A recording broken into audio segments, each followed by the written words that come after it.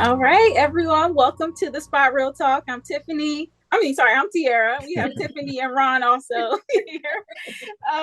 And we are speaking with some of the folks from the hit psychological thriller, Both Eyes Open. And we have had the opportunity to view the film, and we have lots of questions for you guys about the film. With us, we have Gail Bean, who is the lead in the film, as well as executive producer Josh Farrell, and Ariel Harrison, who is the writer director of the film. So we are so pleased to have you, and thank you for joining us. Thank you for having me. Thank you for having all of us. Yes, thank you. Yes. Thank you. Excited Yes. to be here. And All I, right. And I know they are so anxious to get going and pick your brain. So, Ron, you want to kick us off? Yes, but first let me say, Gail, you are a family member. We've had you on a couple times, Snowfall and what was the other one? P Valley. Valley. Valley.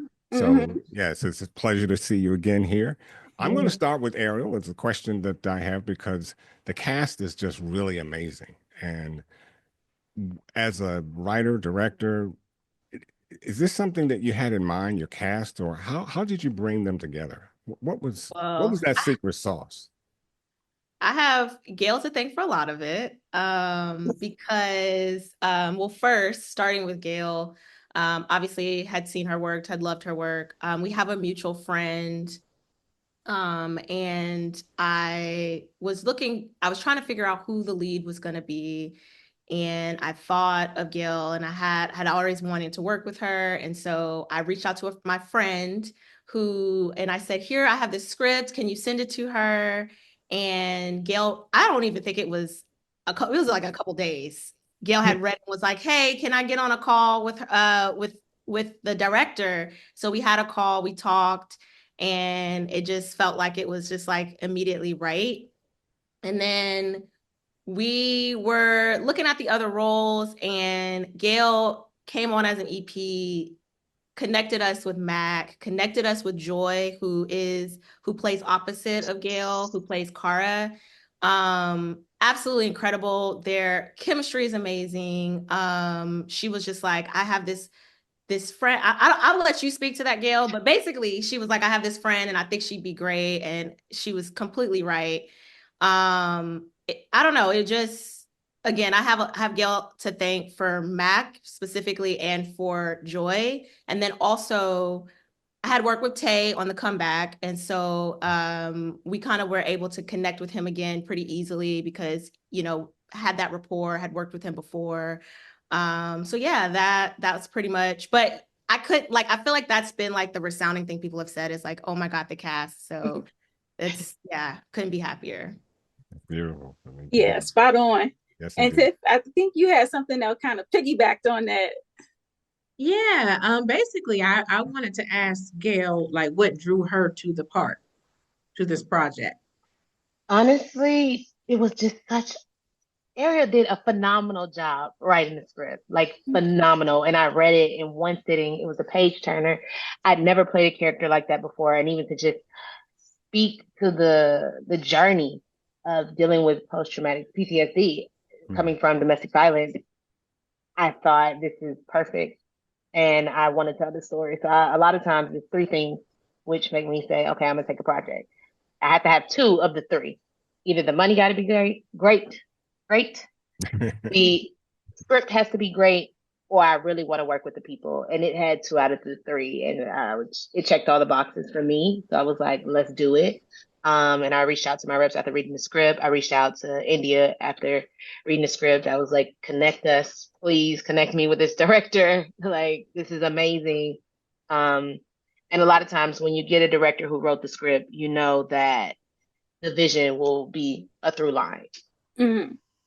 Okay, and I kind of want to ask, with this being an independent film, maybe Josh and Ariel, you can speak to this, but what are some of the pros of having an independent film, or even some of the cons, if you want to elaborate on that? Yeah, I could speak to that briefly. For My father-in-law and I, Rod McClure, both of us have partnered with Rodfather Productions, and so this was, self financed. We put up the funds for that, and so when you have a project like that, you don't necessarily have to answer to investors. You don't have to answer to a bigger studio, so you do get to lean into those creative liberties a little bit more. And then, of course, just with Ariel's leadership and having her vision and the script that was well thought out, we were able to just kind of rely on her for all the other, details to fill in, and it was amazing. Mhm. Yeah, and I will say, I felt like when I was watching it, you think about like how you think things are gonna play out, and then I was like, hold up, this is not nothing like what I thought was gonna happen. Wait, what? So I will say I really enjoyed kind of the surprise factor of like how everything wasn't given to you up front. You kind of had to go on the ride with the character, you I'll know? say I'll say this. I was on set every day, and there were moments where I'm like, "Oh, I didn't see that coming. I didn't know that was going to happen." And I read the script, so it was cool to see in person too. One of the things I want to bring up too for you, Josh, is as a producer, executive producer, um, the ability to look at scene by scene Mhm. and then coming to a conclusion. Let's use this versus some other shot. Mhm. Um, what got into that? Because you're doing a thriller, and as I said earlier, with me, I give you 5 seconds, and I can tell how great a movie is going to be because of its shot selection, as I said, the color, and just all around feel for the movie. Tell me a little more about how you went about that.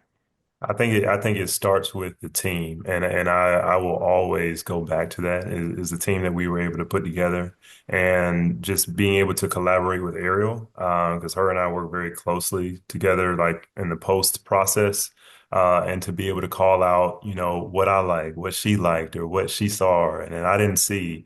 We were able to really collaborate very well together, and so I think having that dynamic and having trust in one another to create the best outcome was, kind of the perfect formula for that. So she made my job a lot easier. So I'll give her a lot of credit for that. Yeah, I do want to add about the trust thing. I think that's so important when you're working as an EP, as a director, like being able to show the film and say, what do you like? What don't you like? What can we change? What's working, what's not?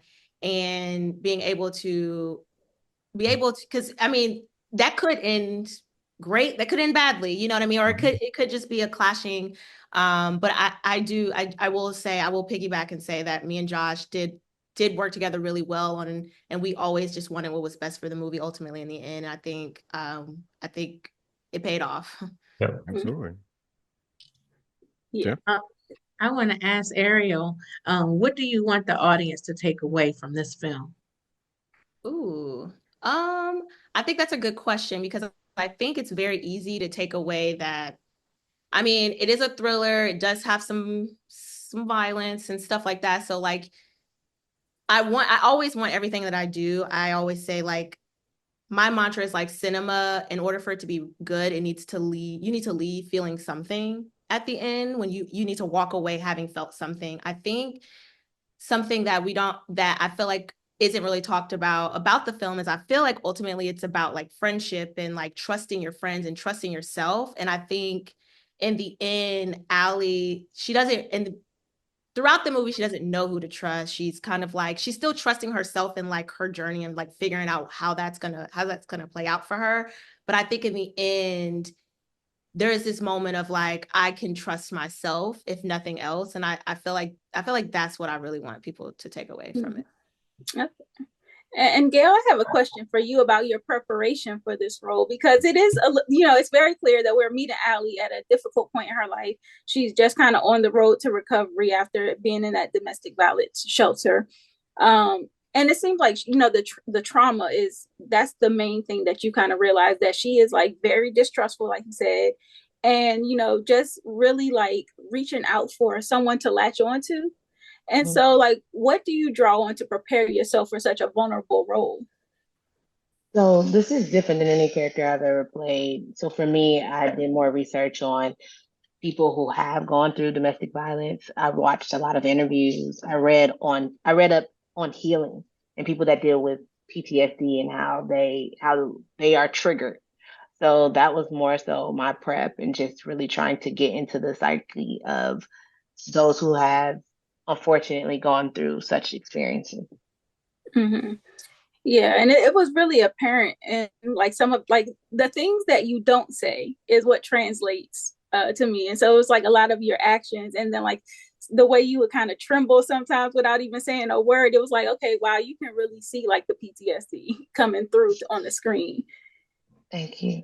Yeah, she took my question from me. That was my absolute question to you, Gail. And I also want to just piggyback on that and say, for the most part, I've seen you in very strong roles. And Yes. this was a very vulnerable role for you. And it was just very interesting to see how you could switch. And my point in my mind, I'm like, okay, this is not the Gail I'm used to. But Yes. damn, I love this Gail. So, He was you soft. pulled it off. I think all of the characters I've played in the past have been very similar to me. This was the first character that I felt was the furthest from me. But when I really delved deep into her, I realized she actually isn't that far from me, and her strength just shows up in a different way, right? She's softer, but she still has a lot of strength to be able to come out of this. And I think that's what I really want to make sure that the audience takes from it, that you are not your struggle, but your struggle is your strength. So for me, it drew me to playing a character that was completely different from any of the characters I ever played. And I thought this would be a challenge because I'm a Sagittarius. I'm here with it. I was like, okay, this is taking a seat back. This is being in something where you are super submissive. This is cowering. This is lowering your eyes. So knowing I had to really go through the psychological journey of where Allie was before the film began. How did we get here? And that was definitely a process, but it's also what attracted me to the script because I was like, okay, this is really a challenge.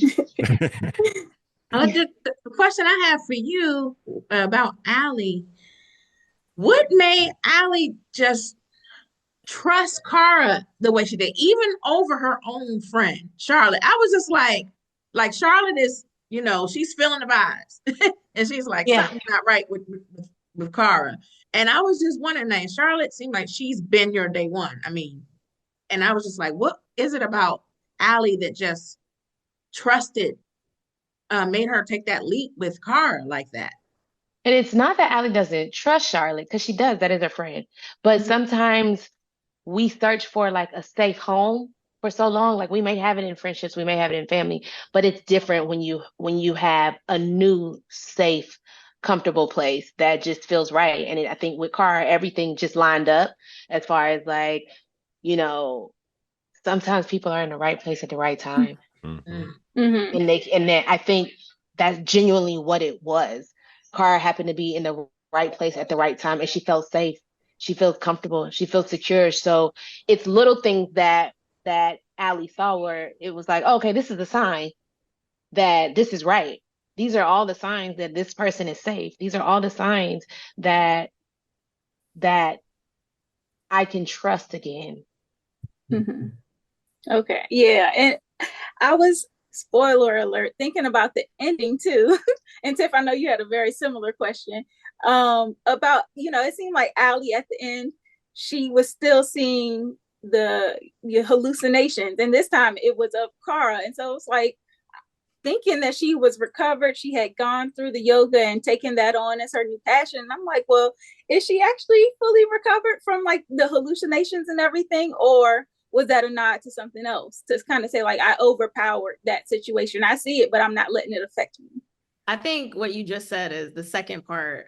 I think when writing it, my idea was that, sometimes in life we do have to just deal with the things. Like she tells Dr. Murphy, you can put me on the medication. But at some point, let's just say she doesn't go on it, but she finds a way to cope with the hallucinations in a way that she can feel at peace with it, rather than it controlling her life. And so that's what it was kind of meant to elicit. But then also, like, I don't know, I'm glad that it's interesting that you very clearly felt like it was a hallucination, because I felt like it could have been an element of, is she alive, is she not? But the way that it's shot and the way that we shot it and the way that she's there and then another cut she's not.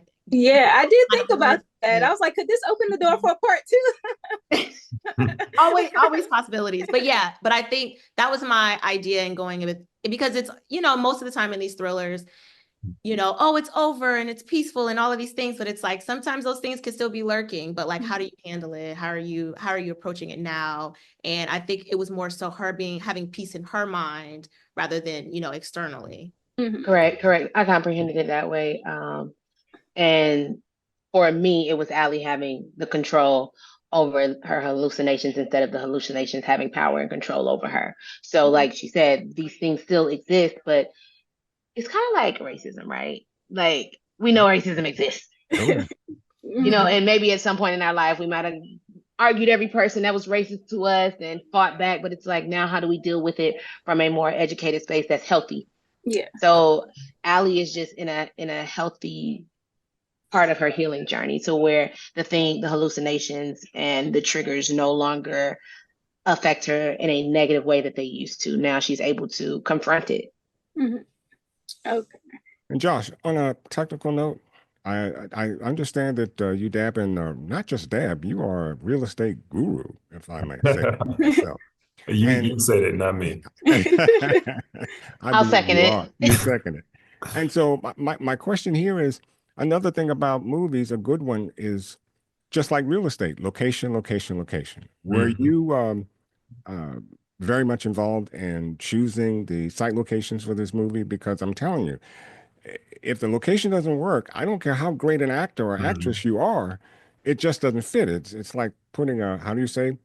Yeah. A round peg in a square box or something to that effect. Yeah. It's okay. But explain to me how or what you were able to do with that. Yeah, for sure. So yeah, I was definitely heavily involved in that process and working closely with our UPM, who was also our locations manager and producer. Shout out to Amber Marie Woods. Working with her, finding locations that could go along with the vision that Ariel had. And also just shout out to the city of Atlanta. We have so many connections here, so many colleagues, so many people who own businesses, so many Black business owners that we were able to partner with, and allow us to have these beautiful, beautiful locations that we utilize for the film. So it was a lot of leaning into networks, but also not compromising the vision of it. And so, Ariel, myself, and Amber were able to work very well together to make that happen. That's what's up. Yeah. He's the producer. Josh is the connection king. He was able to make some connections and make some calls, because it was moments we were like, we don't know what we're gonna do, and Josh came through. So yeah, when you said locations, I was like, oh yeah, that's the man you need to be talking to. Yeah, and another thing that I was really impressed to hear about this film is just like how on screen and off screen you guys were like really dedicated to giving people a chance, especially Black people and women. I would just like, that is something that like the industry I feel like is missing, like people that are talented being able to get their shot. And so I was really impressed with that blurb that I read about the film. I think that has to do with intention. Rod Father Productions, Josh and Rod were very adamant about who they brought on board. They were not giving away nothing. You had to really they made sure that it wasn't just a handout to women either. It was like, what are you bringing to the table? Are you qualified to do this? And they did that checks and balance with everybody, woman, female, male, whatever the case may be. But I can say those types of things and these changes start with leadership, and they were very intentional, because we've spoken since then about pushing and supporting women of color, storylines that we have. So I think it just, you decide what kind of production company you want to be, and they're on a track of success. I told them, I was like, you guys have the next Packer Productions and better. Mhm.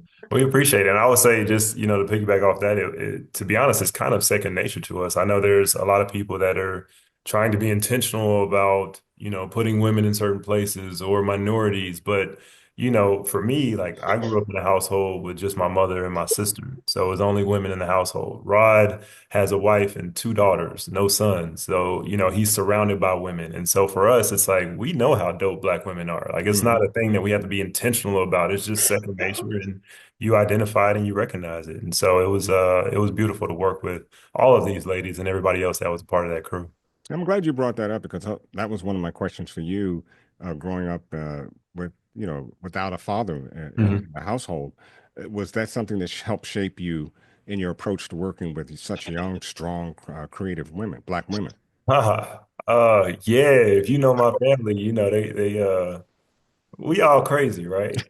So it's definitely I think just by my environment, the people I've been around, learning how to be compassionate, but also still being a leader, and making sure people are heard. Because at the end of the day, that's all people want is to be heard. Absolutely. And once I figured that formula out very young, through my mom and my sister, it was kind of second nature for me. So I've always made sure on set, if anybody had any problems, questions, whatever, it all came to me, but I just want to make sure everybody felt heard in that moment. So, yeah. Well done. Awesome. Well, we do want to be mindful of everybody's time. So we definitely appreciate you guys for chatting with us today. We are very excited for you guys for the release of this film. We'll definitely make sure we capture all of the cities that the film will be showing in theaters, but it's coming out. So do we have a release date yet? January January 17th. 17th. 17th There it we is. go. So all of our viewers out there, please make sure you support this film, support these fantastic people. And we are, we're going to vouch for them. We're going to vouch and say, like, we enjoyed the film very much so. So definitely show your support. Thank you And guys. I Thank will you so be at much. my movie theater to watch it because I want Right. to make sure that you get that payday. So Yeah, Please, everybody, yes. we need everybody to show up and Yeah. show out to Go the out, theaters show. in droves. Date night, family night, solo night, whatever the case may be. It's in theaters January 17th. Both eyes open. Support to amazing Black upcoming producers. Support amazing Black talented. You want to say that you saw her first film before she won her Oscar. So go ahead and support now. There We we don't go. need you saying like, oh, Steven Spielberg, I saw the 12th film.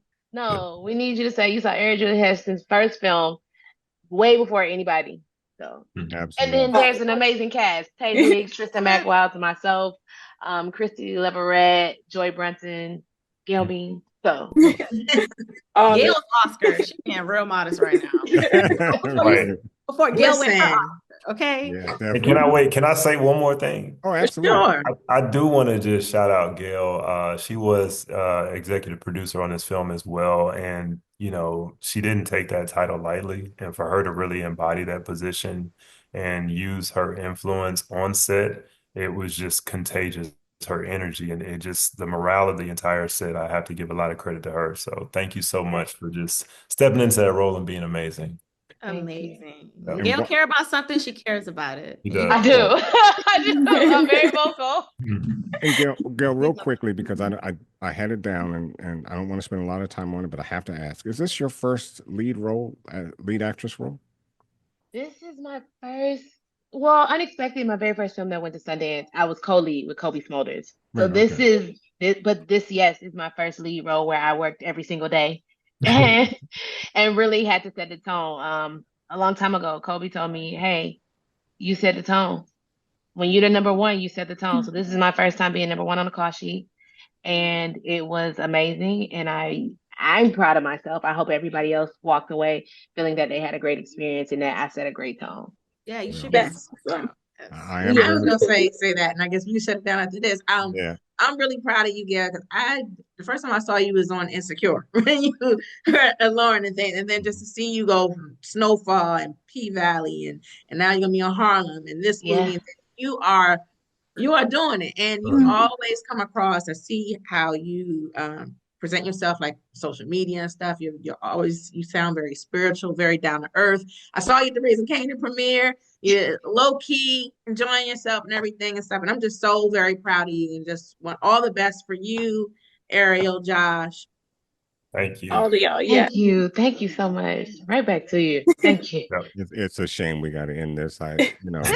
This needs to be a lot longer, but I with respect, and we did. I enjoyed it so much. Yes, indeed. I can't wait to go to the movies and watch it with popcorn and a soda. Don't forget January 17th. Yes, I will. Thank you guys.